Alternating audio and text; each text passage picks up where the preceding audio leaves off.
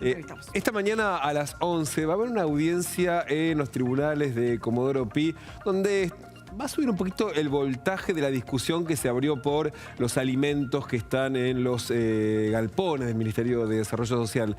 En especial porque ayer la encargada del área legal del Ministerio de Capital Humano fue muy dura contra el juez Casanelo, el juez que está instruyendo este expediente donde se ventila, por ejemplo, la cantidad de leche que está por vencer.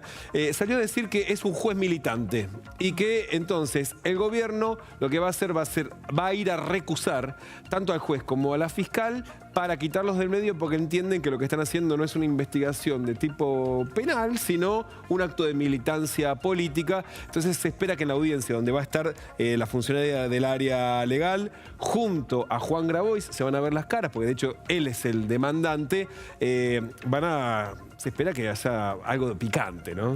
Todo esto en el contexto en el que dentro del propio gobierno hay una especie de tembladeral que tratan obviamente de sofocar y que no llegue a la calle, que no se genere esa sensación de gobierno o gabinete en crisis, pero la realidad es que en definitiva todo este afer de los alimentos, los cambios en capital humano, que ya perdió más de 2 decenas de funcionarios desde que asumieron, bueno, está generando un foco de inestabilidad a tal punto que la sobrereacción y el sobreapoyo que se da para con la ministra de Capital Humano, Sandra Petovelo, es llamativo.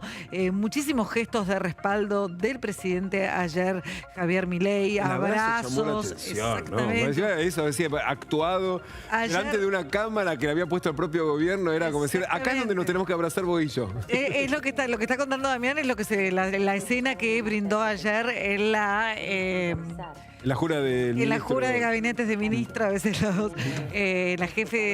la jura de Guillermo Franco, bueno, se dio esta situación de abrazo entre Javier Milei y bueno, y esta búsqueda, esta casa de brujas que se desató dentro del gobierno para buscar algún infiltrado. Y de hecho, no solamente en la discusión sobre los alimentos es lo que está generando mucho revuelo en el Ministerio de Capital Humano, sino también la otra denuncia que de hecho, una la presentó la propia Petovelo, pero también fue denunciada ella misma por presuntas contrataciones irregulares a través de la Organización de Estados Interamericanos para supuestamente que haya funcionarios. Son más de 100 contratos del área de Pablo de la Torre, que fue echado por el tema de los alimentos, cobrasen sueldos por fuera de la estructura del Estado a través de un convenio que se había firmado con esa organización.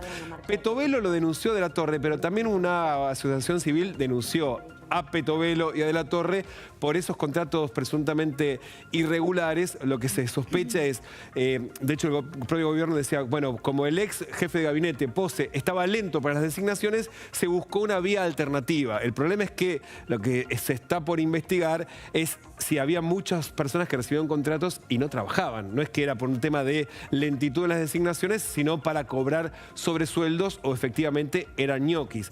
Y acá hay un dato relevante. La causa que presenta Petovelo recayó en el juez de Ariel Lijo, que recordemos es el candidato del presidente a integrar la Corte Suprema, y todavía no se excusó. Hay que ver qué decide en las próximas horas. Sería un poco desprolijo, como mínimo, que sea quien investigue, el candidato a integrar la Corte, que investigue a la ministra de Capital Humano. Bueno, tal vez el dato más importante de todo este afer es que hoy eventualmente se van a empezar a repartir los alimentos y eso en algún punto es, bueno, el hito más importante de todo esta crisis que se desató la semana pasada y que va a dejar muchísimas secuelas. Decíamos, jornada clave en tribunales por precisamente la discusión sobre qué hacer con los alimentos y la recusación que está pretendiendo el gobierno. Y por otro lado decíamos, ayer a última hora